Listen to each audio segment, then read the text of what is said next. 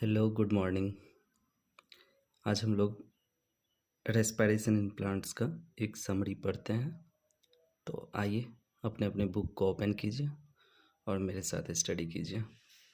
सबसे पहला लाइन है कि plants unlike animals have no special systems for breathing और गैसियस एक्सचेंज। यानी प्लांट्स में कोई स्पेशलाइज्ड गैसियस सिस्टम नहीं होते, एक्सचेंज वाले सिस्टम नहीं होते जैसे कि एनिमल्स में होते हैं। फॉर एग्जांपल हमारे अंदर गैसेस एक्सचेंज के लिए क्या होता है, रेस्पिरेटरी सिस्टम होता है। Next, stomata and lenticels allow gases exchange bye diffusion.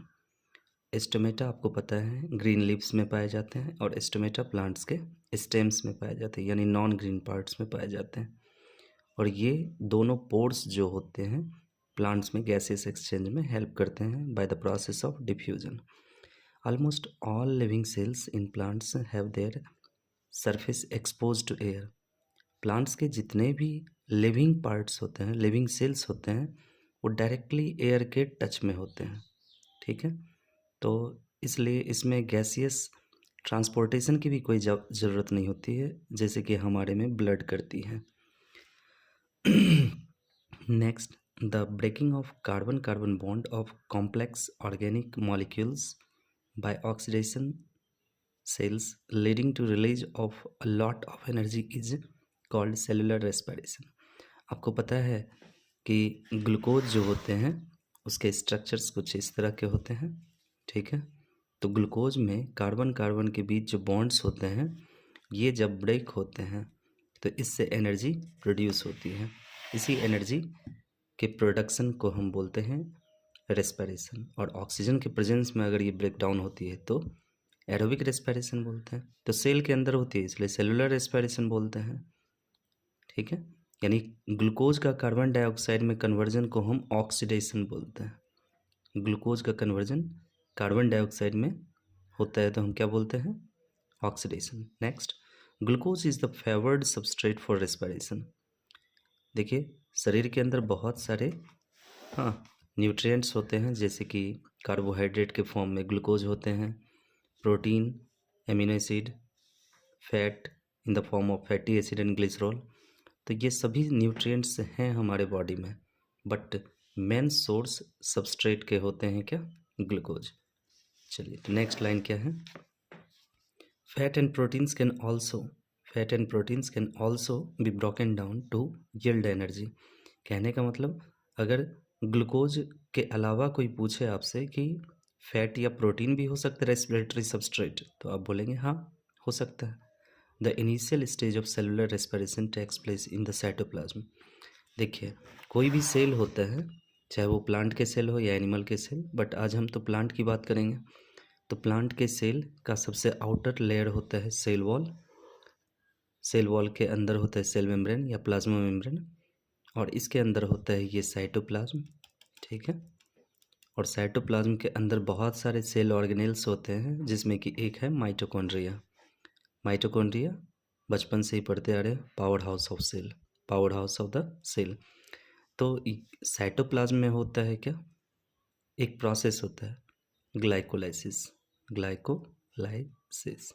और माइटोकॉन्ड्रिया के अंदर होता है दो प्रोसेस, एक तो होता है लिंक रिएक्शन और दूसरा होता है क्रेब्स साइकिल। ये दोनों प्रोसेस कहाँ पे होते हैं, माइटोकॉन्ड्रिया के अंदर होते हैं। ठीक है, तो कहने का मतलब first process, second process and third process, ये तीनों प्रोसेस कहाँ होते हैं, ये तीनों प्रोसेस सेल के अंदर होते हैं। फर्स्ट प्रोसेस को ग्लाइकोलाइसिस बोलते हैं। नेक्स्ट क्या लिखा हुआ है, the process is called glycolysis. तो ग्लाइकोलाइसिस में होते हैं क्या, each glucose molecule is broken down in series of enzymatic reaction into two molecules of pyruvic acid। तो ग्लूकोज में होते हैं 6 मॉलिक्यूल, 6 एटम होते हैं कार्बन के, तो वो 3 में कन्वर्ट होते हैं और पायरुविक एसिड बनाते हैं। तो 2 मॉलिक्यूल ऑफ पायरुविक एसिड बनता है during the process of glycolysis. Glycolysis का एक और नाम है EMP पाथवे, इम्बेडेन, मेयरहॉफ एंड परनास पाथवे। ये तीनों साइंटिस्ट के नाम पे पढ़ा है। तो EMP पाथवे को ही हम ग्लाइकोलाइसिस बोलते हैं। और ग्लाइकोलाइसिस कहाँ पे होता है, साइटोप्लाज्म में होता है, सेल के साइटोप्लाज्म में होता है। The fate of the pyruvate depends upon the availability of oxygen and organism. अब ग्लाइकोलाइसिस के बाद जो प्रोसेस होगा, यानी पायरुविक एसिड बनने के बाद का प्रोसेस, उसके बाद का प्रोसेस डिपेंड करता है ऑक्सीजन की अवेलेबिलिटी पे और ऑर्गेनिज्म के टाइप्स पे। क्या मतलब हो? तो नेक्स्ट लाइन है, under anaerobic condition either lactic acid fermentation और अल्कोहलिक फर्मेंटेशन अकर्स। यानी कि अगर बात करें एनएरोबिक रेस्पिरेशन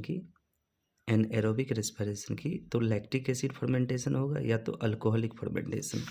आप चाहे तो देख सकते हैं 1 मिनट के लिए। ये देखिए,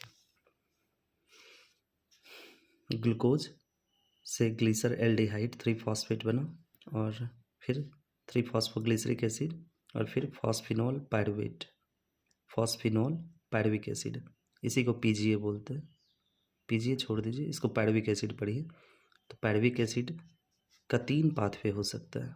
एक तो ये चला जाएगा एरोबिक रेस्पिरेशन में, दूसरा ये लैक्टिक एसिड फर्मेंटेशन भी कर सकता है और इथेनॉल भी बन सकता है। ठीक है, अल्कोहलिक फर्मेंटेशन इसी को बोलते हैं। तो ये दोनों टाइप के फर्मेंटेशन एनएरोबिक रेस्पिरेशन में आते हैं। नेक्स्ट, तो fermentation takes place under anaerobic condition in many prokaryotes, unicellular eukaryotes and in germinating seeds। यानी कि ये प्रोकैरियोट्स में हो सकते हैं।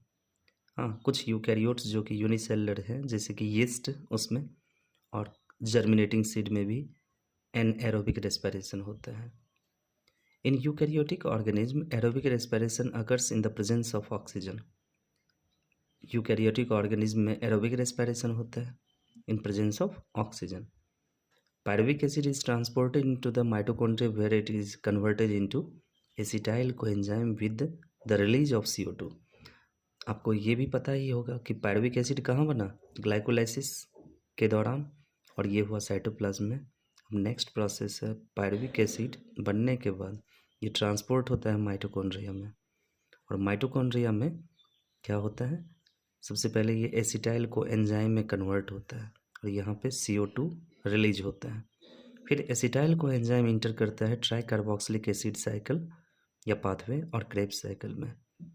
ठीक है, तो यहाँ पे देखिए, पायरुविक एसिड पहले कन्वर्ट हुआ एसिटाइल को एंजाइम और CO2 में, इसी को हम लिंक रिएक्शन बोलते हैं। पायरुविक एसिड का कन्वर्जन एसिटाइल को एंजाइम और CO2 में, इस प्रोसेस को हम क्या बोलेंगे? Link reaction. फिर एसिटाइल को एंजाइम इंटर करता है ट्राई कार्बोक्सिलिक एसिड पाथवे में, जिसको हम बोलते हैं क्रेब्स साइकिल। ऑपरेटिंग, ये क्रेब्स साइकिल होता है operating in the matrix of the mitochondria. ये माइटोकॉन्ड्रिया के मैट्रिक्स में होता है, यानी माइटोकॉन्ड्रिया के अंदर होता है। NADH plus H plus ion and FADH2 are generated in the Krebs cycle. यानी कि क्रेब्स साइकिल, एक झलक देखते हैं क्रेब्स साइकिल का। ये रहा क्रेब्स साइकिल। क्रेब्स साइकिल में क्या होता है? पायरुविक एसिड जब ग्लाइकोलाइसिस के दौरान बन चुका है तो ये एसिटाइल को एंजाइम में कन्वर्ट होता है, जिसको हम लिंक रिएक्शन बार बार बोल रहे हैं। फिर ये एसिटाइल को एंजाइम की एंट्री होती है ट्राई कार्बोक्सिलिक एसिड साइकिल में, या क्रेब्स साइकिल में, या सिट्रिक एसिड साइकिल में। चलो, तो इसको याद रखना, इस साइकिल को बोलते हैं क्या? Krebs cycle. नेक्स्ट, तो क्रेब्स साइकिल में बहुत सारे NADH और FADH2 बनते हैं। The energy in these molecules as well as that of NADH and NADH plus H plus ion synthesized during glycolysis are used to synthesize ATP। अब ये NADH और FADH जो बना, इनसे खूब सारे ATP की रिक्वायरमेंट होती है, और ये रिक्वायरमेंट कंप्लीट होती है कहाँ पे? ETS में, इलेक्ट्रॉन ट्रांसपोर्ट सिस्टम में। This is accomplished through a system of ETS called electron transport system located on the inner membrane of the mitochondria। Mitochondria के 2 मेम्ब्रेन होते हैं, एक इनर और दूसरा आउटर। तो आउटर मेम्ब्रेन छोड़ के इनर मेम्ब्रेन पे होगा। इनर मेम्ब्रेन पे काफ़ी सारे इनफोल्डिंग्स पाए जाते हैं, जिसको हम क्रिस्टी बोलते हैं। तो कह सकते हैं क्रिस्टी के ऊपर ये वाला प्रोसेस होता है ETS। नेक्स्ट लाइन क्या है? The electrons are as they move through the system release enough energy are transported to synthesize ATP. तो इलेक्ट्रॉन का ट्रांसपोर्ट जब होता है inner membrane of the mitochondria पे, तो उस दौरान एटीपी सिंथेसाइज होता है। अब कैसे होता है इस पे एक बार बात करेंगे हम लोग। इसके लिए हमको पढ़ना पड़ेगा केमी ऑस्मोटिक हाइपोथेसिस कि इलेक्ट्रॉन के मूवमेंट से आखिर एनर्जी बनती कैसे है, NADH और FADH का कन्वर्जन कैसे होता है एटीपी में, इन सब को पढ़ेंगे। ठीक है, फिलहाल this is called oxidative phosphorylation. आपको पता है फॉस्फोरिलेशन एटीपी बनाने के प्रोसेस को बोलते हैं, और एटीपी बनाने के प्रोसेस दो तरह के होते हैं। फोटोसिंथेसिस में भी एटीपी बनती है ड्यूरिंग द लाइट रिएक्शन, उसको बोलते हैं फोटो फॉस्फोरिलेशन। और ये है ऑक्सीडेटिव फॉस्फोरिलेशन, जहाँ पे लाइट के बिना एटीपी बन रही है, इसलिए इसको बोलते हैं क्या? Oxidative phosphorylation. In this process, O2 is the ultimate acceptor of electron and it get reduced to water. तो ऑक्सीजन क्या है? ऑक्सीजन इलेक्ट्रॉन को एक्सेप्ट करता है, और इलेक्ट्रॉन को एक्सेप्ट करने के बाद वो वाटर बन जाता है। The respiratory pathway is an amphibolic pathway as it involves both anabolism and catabolism. Anabolism का मतलब होता है समथिंग बीइंग सिंथेसाइज, और कैटाबॉलिज्म का मतलब होता है समथिंग बीइंग ब्रेक डाउन। यानी कि ग्लूकोज का टूटना CO2 और H2O में कैटाबॉलिक प्रोसेस हो गया, और CO2 और H2O का मिलके फोटोसिंथेसिस में ग्लूकोज बनने के प्रोसेस को हम बोलते हैं क्या? Anabolic process. The respiratory quotient depends upon the type of respiratory substance and during respiration. मतलब रेस्पिरेटरी कोसेंट होता है क्या? रेस्पिरेटरी कोसेंट होता है RQ, means volume of CO2 evolved upon volume of oxygen consumed. मतलब कि ड्यूरिंग रेस्पिरेशन कितना volume of O2 consume हुआ और कितना वॉल्यूम ऑफ CO2 एक्सहेल हुआ, इनके रेशियो को बोलते हैं क्या?